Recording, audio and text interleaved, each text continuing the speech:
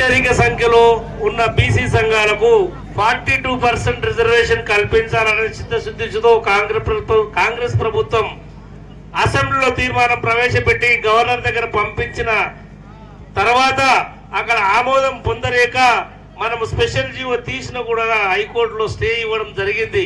కాబట్టి దయచేసి మిత్రులారా, ఇక్కడికి వచ్చిన అఖిలపక్ష నాయకులారా, ఇదే విధంగా బీసీలందరము ఐక్యమత్యంతో పోరాడి ఈ రిజర్వేషన్లను అందుకోవాలని చెప్పేసి ఆశపడుతూ ఈ ఆహ్వానానికి, ఈ బంద్కు సహకరించిన అన్ని అఖిల పక్షాల నాయకులకు, అందరికీ ముఖ్య నాయకులకు పేరు పేరున ధన్యవాదాలు తెలియపరుస్తూ, ముఖ్యంగా ఇది సెంట్రల్ గవర్నమెంట్ చేతిలో ఉంది కాబట్టి దయచేసి బీజేపీ మిత్రులారా, మీ గవర్నమెంట్ ని, మీ నాయకులను కాస్త ఇబ్బంది పెడతారో, వాళ్ళని అడుక్కుంటారో తెలియదు కానీ వాళ్ళతోని ఈ బీసీ బిల్లును ఆమోదం చెందేటట్లు చేస్తారని చెప్పేసి ఈ వేదిక ద్వారా బీజేపీ నాయకులకు, ముఖ్యంగా ఈ బీసీ గర్జన ఇక ముందు తీవ్రతరం కాబోతుంది కాబట్టి దాన్ని ఇదే విధంగా తీవ్రతరం అయ్యే విధంగా చేయకుండా దీన్ని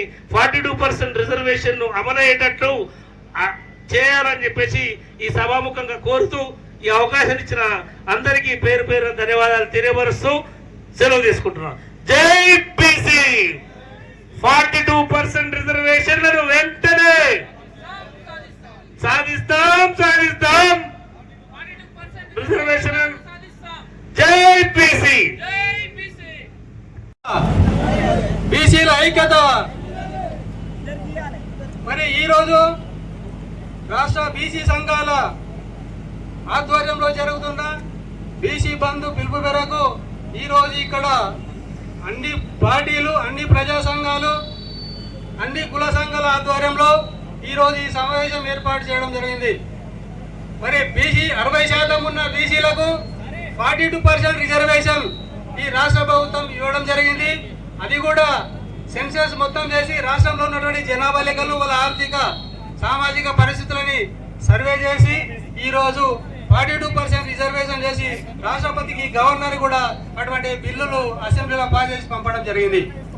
మరి 1931 లోపల బీసీలకు మండల్ కమిషన్ సిఫార్సుల ప్రకారము 45% రిజర్వేషన్ ఇస్తే ఇదే సుప్రీంకోర్టు మన పిటిషన్ ని డిస్మిస్ చేసిన సుప్రీంకోర్టు ఏమన్నదంటే, మీ బీసీ జనాభా లెక్కలే లేవు, 1931 లోపల బీసీ జనాభా లెక్కలు చేసిండ్రు కానీ మీ బీసీ జనాభా లెక్క లేవు, మేము బీసీలకు 45% రిజర్వేషన్ ఏ విధంగా ఇవ్వాలని చెప్పి ఆ రోజు సుప్రీంకోర్టు కూడా చెప్పడం జరిగింది. మరి ఆ రోజు ఈ రోజు కూడా స్టేట్ లోపల కూడా బీసీ జనాభా లెక్కలు చేసి అన్ని సెన్సెస్ అన్ని ముందర పెడితే కూడా ఇదే హైకోర్టు, సుప్రీంకోర్టు మరి మన పిటిషన్ ని డిస్మిస్ చేసినారు. మరి ఎవరు అడగని, ఎవరు ఉద్యమం చేయండి కూడా 2% లేనటువంటి ఓసీలకు మరి 10% రిజర్వేషన్ ఇవ్వడం జరిగింది. మరి ఏ ఉద్యమం చేశారు, వాళ్ళకి ఏ సర్వే చేశారని చెప్పి వాళ్ళకు 10% రిజర్వేషన్ ఇచ్చారు. మరి ఇటువంటి బీసీలకు వచ్చేటలకు 50% షేరింగ్ అనేటటువంటిది, సీలింగ్ అనేటటువంటిది మరి చెప్పి సుప్రీంకోర్టు కూడా మనకు అన్యాయం చేయడం జరుగుతుంది. మనము ఎప్పుడైతే బీసీ నాయకులం 60% ఉన్నాం, బీసీ ప్రజలు 60% ఉన్నారు, మనకు ఉద్యోగ, రాజకీయ, విద్యా రంగాల లోపల మనకు ఎట్టి పరిస్థితుల్లో 50% మనకు రిజర్వేషన్ ఇవ్వవలసిన అవసరం ఉన్నది. 2% లేనటువంటి వాళ్ళకు 10% రిజర్వేషన్ ఇచ్చినప్పుడు మనకి 60% ఉన్న వాళ్ళకు 42% రిజర్వేషన్ ఇస్తే మరి అన్యాయం ఎలా అవుతుంది? బీసీలందరూ చైతన్యం కావాల్సిన అవసరం ఉన్నది. లేకపోతే మనం విద్యాపరంగా, రాజకీయంగా మనం అనగదొక్కుతాం. మరి వాళ్ళ కుట్రలు అన్ని పార్టీలు కూడా ఈ రోజు సపోర్ట్ చేస్తున్నాయి. మరి అన్ని పార్టీలు సపోర్ట్ చేస్తున్నప్పుడు మరి పార్లమెంట్ లో మన బీసీ బిల్లు ఎందుకు పెట్టారు? మరి ఫుల్ మెజారిటీ ఉన్నది బీజేపీ పార్టీకి, పార్లమెంట్ లో మెజారిటీ ఉన్నది, కాంగ్రెస్ పార్టీ కూడా సపోర్ట్ చేస్తా ఉన్నది. మరి మిగతా అన్ని పార్టీలు కూడా సపోర్ట్ చేస్తున్నప్పుడు మన బిల్లు పార్లమెంట్ లో ఎందుకు పాస్ కాదు? మరి పార్లమెంట్ లో బిల్లు పాస్ అయితే మన 42% కదా, మన 50% కూడా ఇవ్వచ్చు వాళ్ళు అనుకుంటే. కాబట్టి ఈ విధంగా మరి వాళ్ళు మనకు నష్టం జరుగుతుందని చేస్తున్నారు. కాబట్టి బీసీలు అందరూ కూడా చైతన్యమయ్యి ఈ సమావేశానికి చేసిన వివిధ గ్రామాల నుండి వచ్చిన ప్రజా సంఘాలు మరి అన్ని పార్టీల వారికి అందరికీ కూడా పేరు పేరున ధన్యవాదాలు చేస్తూ ముగిస్తున్నాను. పిలుపు మేరకు బీసీ సంఘాల ఐక్యత పిలుపు మేరకు కొడంగల్ నియోజకవర్గంలో ఆల్ పార్టీస్ నుంచి బీసీ బంద్కి చేస్తున్నటువంటి ఆల్ పార్టీస్ కి నా హృదయపూర్వక సుమాంజనేలు తెలియజేస్తున్నాం. ఈ రోజు ఏం జరుగుతుంది రాష్ట్రంలో మీకు అందరికీ తెలుసు. 42% లోకల్ బాడీ ఎలక్షన్ లో వేయకపోతే కొడంగల్ నియోజకవర్గం నుంచి మా బీసీలమంతా తరలి వస్తాం అని మనవి చేస్తున్నాం. ఏమైతే కామారెడ్డిలో 42% డిక్లరేషన్ చేసిర్రు, ఆ డిక్లరేషన్ చేసి రెడ్డి జాగృతి అని మాధవరెడ్డిని తీసుకొచ్చి హైకోర్టులో పిటిషన్ వేశారు. హైకోర్టులో పిటిషన్ చూస్తే 2 రోజులు పిటిషన్ వేశారు. అట్లా వేసుకుంటా పోయారు. మరి ఎవరు పాపాలు? మనం రెడ్డిల జెండాలు మోసుకుంటా పోదామా? వందలాది 70% 65% బీసీలు ఉన్న వైపు పోదామా? ఒక్కసారి బీసీ సోదరులారా ఆలోచన చేయండి. మనం అన్ని ఈ రోజు ఎట్లయితే పార్టీలకు అతీతంగా వచ్చి కొడంగల్ చౌరస్తాల్లో కూర్చున్నామో అదే విధంగా మనం లోకల్ బాడీ ఎలక్షన్ లో కూడా ఎవరైనా కావచ్చు, ఏ పార్టీ అయినా కావచ్చు, బీజేపీ కానీ, కాంగ్రెస్ కానీ, సిపిఐ కానీ, ఎంఐఎం కానీ, బిఆర్ఎస్ కానీ, అన్ని పార్టీల్లో వాళ్ళందరికీ నేను పాదాభివందనాలు తెలియజేస్తున్నా. ఎవరు మనకు శత్రువులు కాదు. అక్కడ ఉన్న రెడ్డి రెచ్చగొడితే మనం దుక్కుతాం, ఇక్కడ ఉన్న రెడ్డి కొడితే మనం రెచ్చగొడతాం. అవసరం. అందుకే ఒక్కసారి బీసీ సోదరులారా, తెలంగాణ రాష్ట్రం ఎట్లయితే సాధించుకున్నామో కొడంగల్ నియోజకవర్గం నుంచే మనం ప్రారంభించాలని మనవి చేస్తున్నాం. మన రాష్ట్ర ముఖ్యమంత్రి వర్యులు ఉన్నారు రేవంత్ రెడ్డి సార్ గారికి మనం కొడంగల్ నియోజకవర్గం నుంచే బీసీలమంతా కలిసి, మన అక్కడ ఉన్న కాంగ్రెస్ సోదరులు గిట్ట బీసీలు ఉన్నారు, మనం అందరం కలిసి ఒక లెటర్ తీసుకపోదాం. రేవంత్ రెడ్డి సారు, మా ఎమ్మెల్యే దయచేసి మాకు బీసీలకు లోకల్ బాడీలో అవకాశం ఇవ్వాలని కోరుకుందాం. మనకు రేవంత్ రెడ్డి సారు చెడు కాదు, ఎందుకంటే ఆయన ప్రయత్నం చేస్తుండొచ్చు. కానీ రెడ్డి జాగృతి నుంచి వచ్చి హైకోర్టులో పిటిషన్ వేయడం జరిగింది. మరి ఆడ పిటిషన్ వేస్తే సుప్రీంకోర్టుకు పోయిర్రు. మరి ఎవరు పాపాలు చేస్తున్నారు? ఎవరిని జీరోలు చేస్తున్నారు? కొడంగల్ నియోజకవర్గం కాదు, రాష్ట్రంలో ఉన్న 33 జిల్లాల ప్రజలు గమనిస్తున్నారు. బీసీ సోదరులారా, మనం జెండాలేమవుతామా? మనకు ఎంపీటీసీలు, సర్పంచులు, వార్డు మెంబర్లు అవసరం లేదా? ఒక్కసారి గమనించాలి. రాష్ట్రంలో అన్ని పార్టీలు ఉన్నాయి, మరి ఎందుకు కదులుతలేమో? నిన్ననే ఏదైతే మన రాజ్యసభ సభ్యుడు ఆర్ కృష్ణయ్య కావచ్చు, జాజుల శ్రీనివాస్ గౌడ్ కావచ్చు, అదే జేఎస్, అందరూ జేఎస్ మీటింగ్లు అన్ని పెట్టి ఇక్కడ కొడంగల్ గుట్ట ಯಾವ పార్టీలు లేకుండా జేఎస్ కమిటీ ఏర్పాటు చేసి కొడంగల్ ప్రాంతం నుంచి మనం మొదలు పెడదామని చేస్తూ ఈ అవకాశం ఇచ్చిన మీడియా మిత్రులందరికీ ధన్యవాదాలు తెలియజేస్తూ ముగించుకుంటున్నాను. జై తెలంగాణ, జై బీసీ, జై బీసీ. 42% ఇయ్యాలే. ఖబర్దార్ బీసీ ద్రోవులారా. థ్యాంక్ యూ అన్న, థ్యాంక్ యూ వెరీ మచ్. రాష్ట్ర బీసీ బంధు సందర్భంగా అఖిల పక్ష నాయకులు, దళిత సోదరులు, ఎస్టీ సోదరులు, బీసీలో ఉన్న 150 కులాలలో అన్ని రాజకీయ పార్టీలకు అందరికీ, మరి ఇక్కడ పాల్గొన్న పోలీసు మిత్రులకు కానీ, మీడియా మిత్రులకు కానీ అందరు కూడా నమస్కరిస్తూ, నేను మొన్న అసెంబ్లీలో గౌరవనీయులైన రాష్ట్ర ముఖ్యమంత్రి బీసీ రిజర్వేషన్ కొరకు కామారెడ్డి డిక్లరేషన్ లో కాంగ్రెస్ పార్టీ హామీతో వాళ్ళు రిజర్వేషన్ అసెంబ్లీలో ఆర్డినెన్స్ జారీ చేసి గవర్నర్ కు పంపితే అక్కడ రాష్ట్ర గవర్నర్ ఆమోదం తెలపలేదు.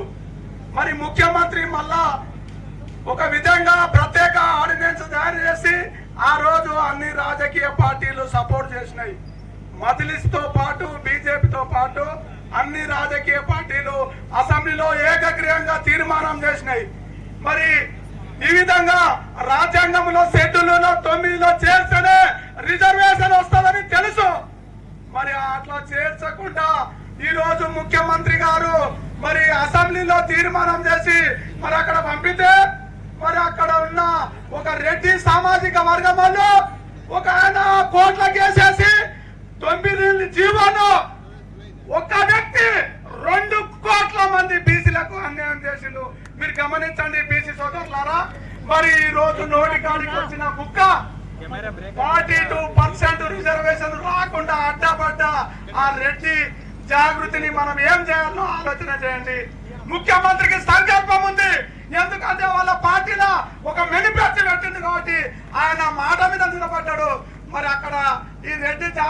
అధ్యక్షునికి ఏమైందో నాకు అర్థం కాదు. బిడ్డ బీసీలు అంటే సులకనమా? నేనేమంటుండా, కాంగ్రెస్ కావచ్చు, టిఆర్ఎస్ కావచ్చు, బీజేపీ కావచ్చు, కమ్యూనిస్ట్ సోదరులు కావచ్చు, వివిధ సంఘాల వాళ్ళు కావచ్చు, అందరూ ఏకగ్రీయంగా ఢిల్లీకి వెళ్ళండి, అఖిలపక్షం తీసుకెళ్ళండి. బీసీలకు తమిళనాడులో శ్రీ సుకుమారి జయలలిత ఏ విధంగా సాధించిందో 67% రిజర్వేషన్ ని ఈ రోజు ముఖ్యమంత్రికి ఇంట్రెస్ట్ ఉందా? కొంత దద్దమలు కొన్ని కులాహంకారంతో ఆ రిజర్వేషన్ కొట్టేయడం జరిగింది. బిడ్డ జాగ్రత్త, మమ్మల్ని మీద ఒక్క నిమిషం పట్టది మేము ఏం చేయాలంటే కూడా. కానీ మా బీసీలో సమయాన్ని పాటిస్తున్నారు, అన్ని రాజకీయ పార్టీలు పాటిస్తున్నారు. కేంద్రంలో నరేంద్ర మోడీ దగ్గర వెళ్ళండి, అన్ని పార్టీల అఖిలపక్షం తీసుకెళ్ళండి. మరి అక్కడ బీజేపీ మన భారత ప్రధానమంత్రిని ఒప్పించి, అక్కడ రాష్ట్రపతిని ఒప్పించి, గవర్నర్ ఆర్డినెన్స్ తెచ్చి మన బిల్లు పాస్ అయితేనే అప్పుడు మన చెల్లుతుంది. ఆర్థికంగా రాజకీయంగా బిల్లు పాస్ కావాలంటే అన్ని రాజకీయ పార్టీలు ఏకం కావాలి. ముఖ్యమంత్రి ఒక్కడికి అభిమానం ఉన్నా కాదు, అన్ని రాజకీయ పార్టీలకు కావాలి. నేను ఏమంటుండే బిడ్డ, ఇది ఒక్కటే కాదు, పార్లమెంట్ లో చట్టసభలో కూడా బీసీలకు రిజర్వేషన్ ఉండాలి, బీసీలకు చట్టసభలో రిజర్వేషన్ ఉండాలి, పార్లమెంట్లు ఉండాలి. ఒక నాయకుడు అంటాడు ముస్లింలు అన్నారు, ముస్లింలు జనాభా ప్రాతిపదికి, ముస్లింలకు జనాభా ప్రాతిపదిక అన్ని ఎస్సీ ఎస్టీలకు ఏ విధంగా రిజర్వేషన్ ఉంది? రాజ్యాంగంలో డాక్టర్ బిఆర్ అంబేద్కర్ కల్పించింది కదా. మరి బీసీలకు కూడా ఆ ముస్లింలకు ఎంత పర్సెంట్ వెళ్ళినా వాళ్ళకి అండి, బీసీలకు కూడా ఎంత పర్సెంట్ ఉన్నా అందరినీ కలుపుకొని ఒక పద్ధతి ప్రకారము తమిళనాడులాగా అందరూ పోరాటం చేస్తేనే ఇది చెల్లుతుంది. మరి ఇప్పటికైనా 42% అమలుకు సహకరించిన ఈ కొడంగల్ ప్రజలు పిలువంగానే బీసీలందరూ పాల్గొన్నందుకు పేరు పేరున ఈ రోజు దళిత సంఘాలు మనకు పూర్తిగా మద్దతు ఇస్తున్నాయి, ఎస్టీ సంఘాలు పూర్తిగా మద్దతు ఇస్తున్నాయి, బీసీ సంఘాలు మనకు పూర్తిగా మద్దతు ఇస్తున్నాయి. మనం ఇంకెవరయ్యా అడ్డపడేటోడు, ఇంకెవరు అడ్డపడుతున్నాడు? కాబట్టి జాగ్రత్త బిడ్డ, ఈ బీసీ ద్రోవులని మనం కనిపెట్టి బీసీలకు న్యాయం వరకు ఐక్యతగా పోరాడాలని మీరు పాల్గొన్న ప్రతి ఒక్క బీసీ సోదరు, ఎస్సీ ఎస్టీ సోదరులు, ఇక్కడ పాల్గొన్న పెద్దలందరికీ పేరు పేరున నమస్కరిస్తూ జై బీసీ, జై జై బీసీ. విషయం ఈరోజు కొడంగల్ నడిబొడ్డున ఇంత పెద్ద కార్యక్రమం మనం తీసుకున్నాము. ఈ అంశంలో మన బీసీ బిడ్డలం అందరం కూడా నీవా నేనా అనే చందంగా నేను అనుకుంటున్నా, నేను గర్వపడుతున్నా. నువ్వు మాట్లాడితే బాగుంటుంది, నేను తీసుకుంటే బాగుంటుంది, నేను ఓకే సంతోషం. నేను అనుకుంటున్నా ఇది చట్టసభల్లో ఏ రకంగా అయితే కొట్లాడతారో మరి ఆ రకంగా కనిపిస్తుంది వాతావరణం అంతా కూడా. మనం బీసీ బిడ్డలము చట్టసభల్లో ఎందుకు పోరాదు అంటని చెప్పి నేను కోరుతున్నా ఇక్కడ నుంచి. సో ఈ రకంగా మనమందరం కూడా ముక్త కంఠంతో బీసీ రిజర్వేషన్ 42% రిజర్వేషన్ కేటాయించాలంటని చెప్పి ఏదైతే జీవో జారీ చేసిందో మరి ఒక అంశం ఉంది, ఒక కోడి ఉండేనంట. నాకు కొత్తనే తెలుసు, ఉన్న కాడికి చెప్తా, ఏమనుకోవద్దు. కులమతాలకు అతీతంగా ఒక బ్రాహ్మణుని ఇంట్లో బ్రాహ్మణులు ఉండొచ్చు, ఏమనుకోవద్దు దయచేసి. జనరల్గా చెప్తున్నా, ఆ కోడి మాయమైందంట. కోడి ఎవరు ఎత్తుకపోయినో తెలియదు, మరి ఎవరు తిన్నారో తెలియదు. ఈ రకంగా మన రాష్ట్రంలో 42% ఇచ్చినటువంటి రిజర్వేషన్ ఎవరు ఆమోదించాలి, ఎవరు దీన్ని ప్రవేశపెట్టిన బిల్లును ఎవరు ఆమోదించాలి అంటే చెప్పి మనమందరం కూడా ఆలోచన చేసేటువంటి విషయం, మనమందరం కూడా అర్థం చేసుకున్నటువంటి అవసరం ఉంది. అసెంబ్లీలో తీర్మానం ప్రవేశపెట్టిండ్రు, 42% రిజర్వేషన్ కల్పించాలి తెలంగాణ రాష్ట్రానికంటని చెప్పేసి. మనం ఎవరి పైన పోరాటం చేస్తున్నాం నాకు అర్థం కావట్లేదు. ఎవరన్నా తెలిసిన వాళ్ళు ఉంటే చెప్తే బాగుంటుంది, నేను సంతోషపడతా. ఈడ అన్ని పార్టీల వాళ్ళు వచ్చిండ్రు. మరి నేను సురేష్ని సిపిఐ పార్టీగా నేను అడుగుతున్నా, ఆ బంగ్లాని అడిగితే ఇస్తుందేమో, లేకపోతే ఆ స్తంభాన్ని అడిగితే ఇస్తుందేమో 42% రిజర్వేషన్. ఎవరి మీద మన బలప్రయోగం చేయాలి నాకేం అర్థం కావట్లేదు. మరి మనం బిల్లు పెట్టుకున్న తర్వాత ఏదైతే కేంద్ర ప్రభుత్వం, కేంద్రంలో ఉన్నటువంటి బీజేపీ నరేంద్ర మోదీ గారు ఓపెన్గా చెప్తున్నా, బీజేపీ నాయకులు తప్పుగా అర్థం చేసుకోవద్దు దయచేసి.